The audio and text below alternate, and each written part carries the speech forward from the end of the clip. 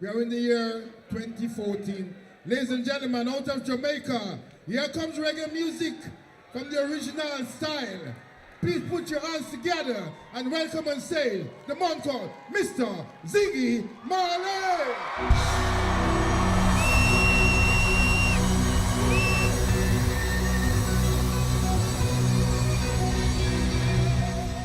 Всем добрый день! В прошлый раз мы поговорили о Бобе Марли, а сегодня я хочу рассказать вам о его сыне. Сегодня Зигги Марли известен не только как старший сын легенды музыки регги, он был фронтменом группы Melody Makers, а также ему удалось стать 8-кратным лауреатом премии Грэмми.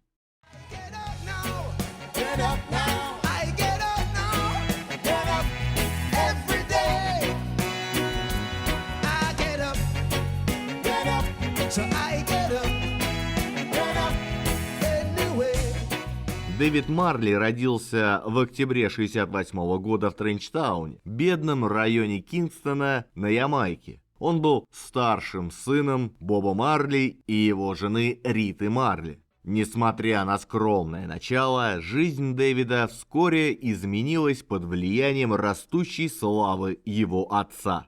Вскоре старший Марли перевез свою семью с суровых улиц Тренчтауна, но не смог полностью оградить их от насилия, которое пронизывало всю Ямайку в 60-х и 70-х годах. Популярный во всем мире, а на Ямайке статус Боба Марли приближался к мистическим масштабам, ведь его почитали не только как поэта, но и пророка, что вызывало беспокойство среди радикальных политических фракций острова, и 3 декабря 1976 года и Боб, и Рита Марли были тяжело ранены в результате покушения. Но об этом всем я рассказывал в своем прошлом ролике. А говоря уже о Дэвиде, в самой ранней известной записи своей музыкальной карьеры он выступал в составе одной вокальной группы, состоявшей из его одноклассников, и где ему дали сценическое имя Фредди Дик.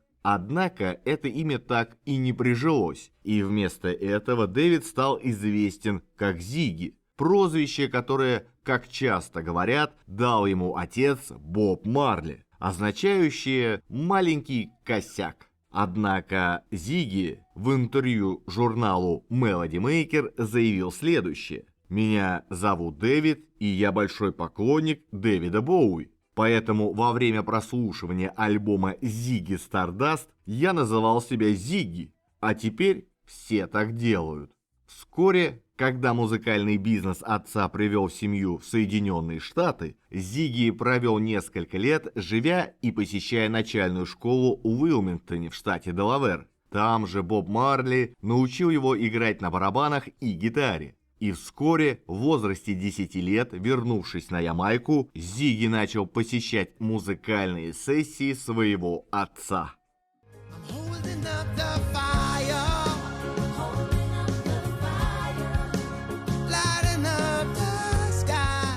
Когда Марли было 11, у его папы диагностировали неизлечимый рак. Он умер в 1981 году в возрасте 36 лет. Зигги тогда было 12. И зная, что его смерть неизбежна, Боб позвал Зигги в студию, чтобы записать с ним детскую песню, которую он записал еще в 1975 году. Эта песня была по сути гимном протеста, в которой говорилось об ужасных условиях нищеты, в которых воспитывалось большинство детей Ямайки. Зигги взял на себя ведущий вокал в треке, а бэк-вокал обеспечивали его сводная сестра Шерон, младший брат Стивен и старшая сестра Седела. Доходы от этого сингла были пожертвованы Детскому фонду Организации Объединенных Наций.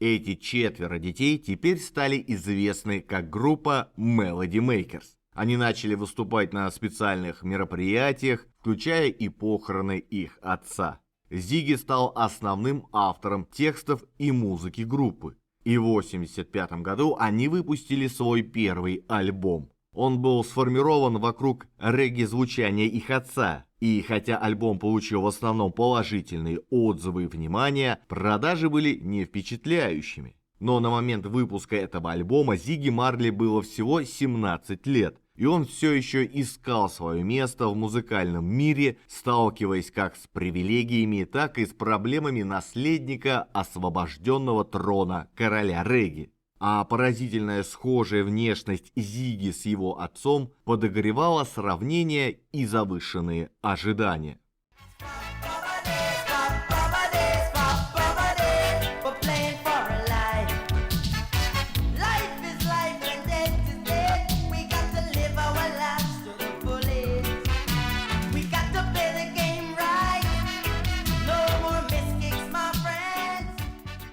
Хотя тексты песен Зигги, как и все творчество его отца, были социально сознательными, и многие из его песен были написаны в духе политического протеста, Melody Makers позиционировались как еще одна подростковая детская группа. И после выхода их следующего альбома в 1986 году под лейблом EMI группа снова испытала разочарование от плохого маркетинга со стороны звукозаписывающей компании. И хотя альбом снова получил положительные отзывы, продаж было еще меньше. Тогда же Эми стали давить на Марли, чтобы тот оставил своих братьев и сестер ради сольной карьеры. Зигги страстно отстаивал сплоченность Melody Makers и свою полную приверженность выступлениям со своей семьей. Его мама Рита, которая была менеджером своих детей, покинула Эми, чтобы подписать контракт с лейблом Virgin, который обещал сохранить группу нетронутой. Именно на этой студии группа записала свой следующий альбом, который наконец-то принес им известность. Однако уже тогда группа стала называться Зигги Марли и Melody Makers. Как и прежде, Зигги написал большую часть текстов и музыки альбома. Он сумел придать песням оптимистичный и позитивный настрой. При этом тексты оставались актуальными и заставляющими задуматься. В итоге альбом в 1989 году принес им первую премию Грэмми за лучший регги-альбом.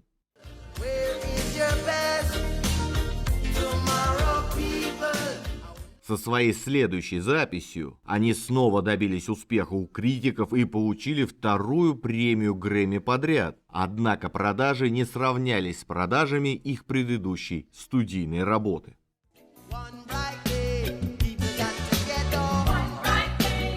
Через десятилетия после смерти Боба Марли ямайская музыка из регги стала трансформироваться в дэнс-холл, который стал очень популярен среди молодых ямайцев. И Melody Makers рискнули записать новый альбом в этом направлении, то есть с элементами хип-хопа, с его оцифрованными битами, продолжая при этом включать содержательные тексты. Хотя сам Зигги Марли начал склоняться к более зрелому звучанию городской рок-сцены Соединенных Штатов, он полностью поддерживал новое направление. Марли тогда сказал: «Я хотел изменить все с этим альбомом. Я просто хотел, чтобы он был другим. Когда мы записывались, я говорил: это звучит слишком похоже на меня. Давайте попробуем что-то новое». И альбом впоследствии был номинирован на премию Грэмми.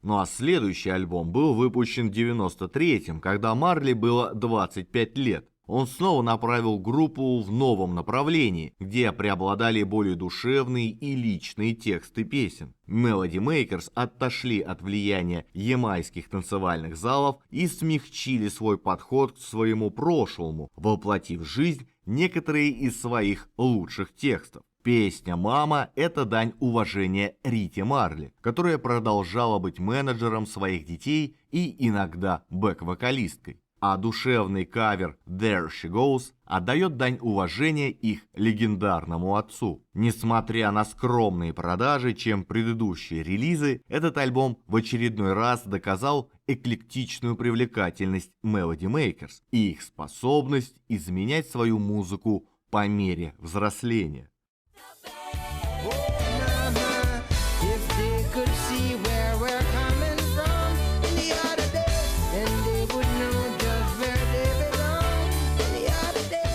Однако, обеспокоенные малыми продажами последних двух альбомов и недовольные рекламными усилиями компании Virgin, в 1995 году Melody Makers перешли на новый лейбл Elektra, чтобы выпустить там свой 7-й альбом, который оглядывался на музыку альбомов, в которых доминировал регги. Заглавный трек — это своего рода мятежная песня, по крайней мере косвенно направленная на то, чтобы сбросить со счетов годы сравнения с отцом. Когда Зигги в очередной раз спросили о его жизни в тени отца, Марли ответил: «Дело в том, что я не собираюсь выходить из какой-либо тени. Я намерен просто создавать музыку».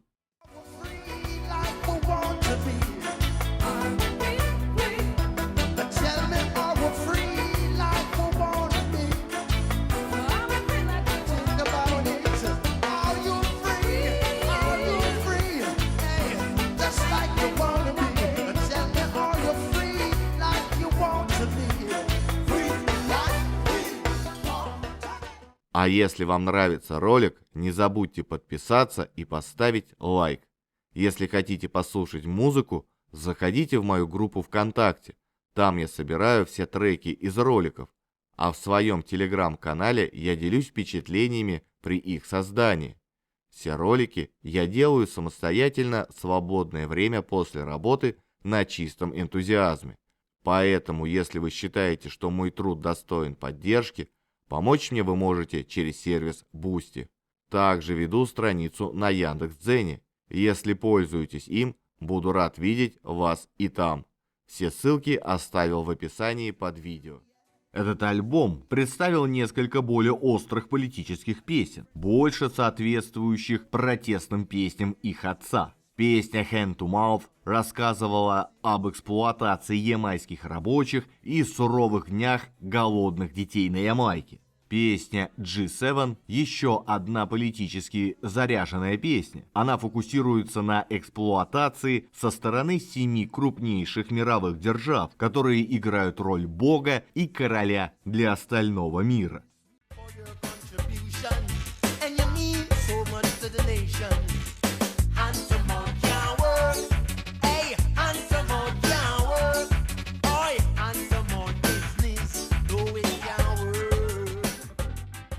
Как и его отец, Марли в конечном итоге увлекся политической деятельностью и был назначен послом доброй воли Организации Объединенных Наций. Дома в Кингстоне он также основал свой собственный лейбл, созданный для поддержки молодых регги-исполнителей. И совместно с Elektra он использовал его для выпуска следующего альбома, который вернул их в центр внимания благодаря хиту People Get Ready, заработав им еще одну премию Грэмми.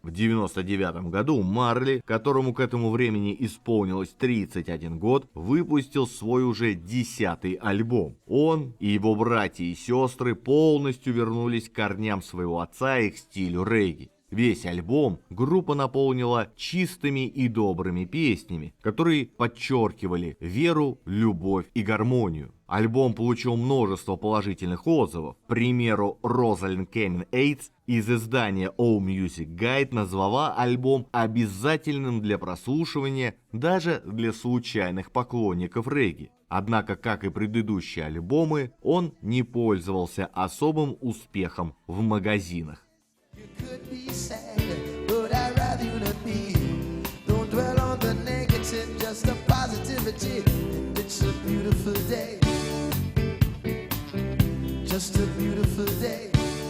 Несмотря на то, что Melody Makers покинули Virgin Records, чтобы перейти на Elektra в надежде на рост продаж, их популярность продолжала падать на протяжении всех 90-х годов. И к 2000 году Зигги Марли начал проявлять признаки разочарования в музыкальном мире и искать новые пути для своей творческой энергии. Он публично обвинил звукозаписывающий бизнес в продвижении артистов однодневок, которые мгновенно привлекали поклонников, но не имели сути в своей работе, в то же время отказываясь от артистов и групп, таких как он сам и его группа. В итоге Зигги все же осмелился начать сольную карьеру. В 2003 году на свет появился его первый сольный альбом, и на записи он решил задействовать ряд своих друзей, включая Фли и Джона Фрушанте из Red Hot Chili Peppers. В связи с этим весь альбом имел сильное рок- и хип-хоп влияние. Однако тексты по-прежнему затрагивали социальные, политические и личные темы.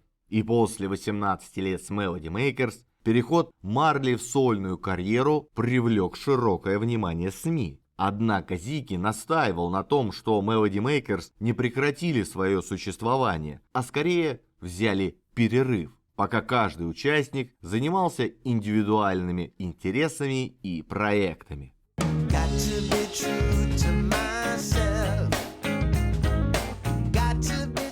Однако через 3 года, в 2006 году, выходит одна из самых знаменитых пластинок Зигги, за которую он получил Грэмми в номинации «Лучший альбом стиля регги». На церемонии вручения он сказал, что так же, как людям нужна вода, чтобы пить, людям нужна и музыка. И если это настоящая музыка, которая идет из самого сердца, то люди будут к ней тянуться.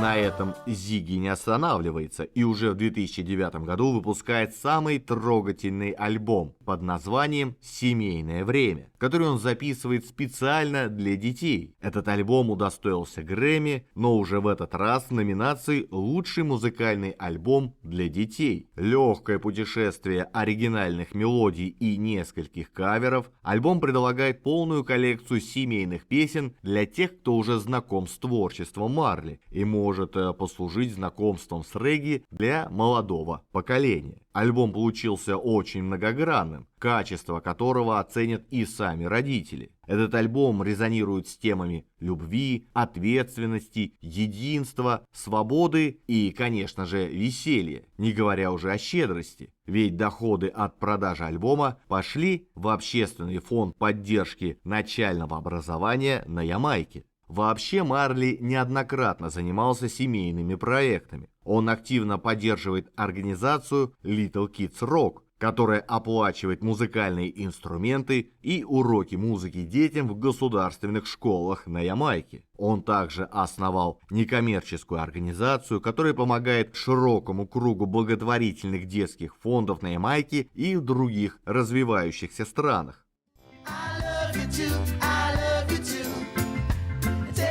И несмотря на все это, в 2011 году вышел альбом под названием «Дикий и свободный», и заглавную песню из этого альбома стали использовать калифорнийские активисты в кампании по легализации рекреационной марихуаны.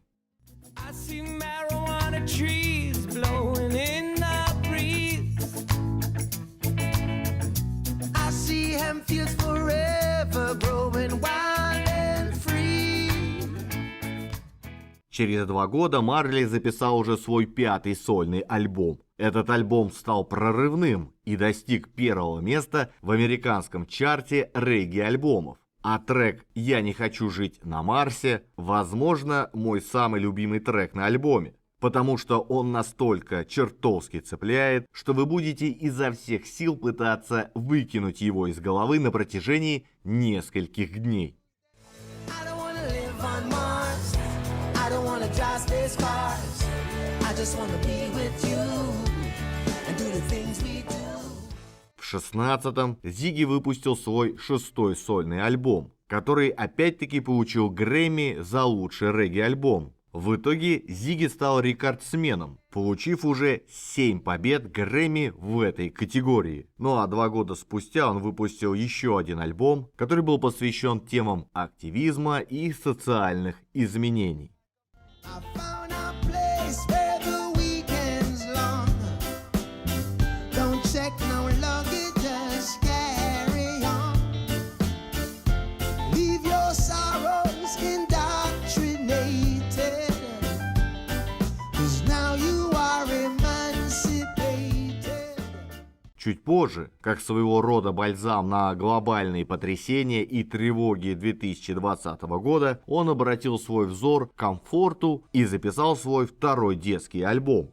Ujenge pamoja, hakuna matata. Amani kwa dunia, hakuna matata. Uhuru na undugu, hakuna matata. Afya na shupavu, hakuna matata. Миллионы людей почитают Боба Марли как отца-основателя регги. Поэтому с таким отцом жизнь Зигги Марли была предопределена. Все отмечают удивительное сходство их голосов, но, может быть, и слава богу, что сыну не приходилось сталкиваться с таким количеством проблем, как его отцу. И пусть его музыка от этого, может быть, чуть-чуть менее берет за душу, но солнца в ней все равно предостаточно.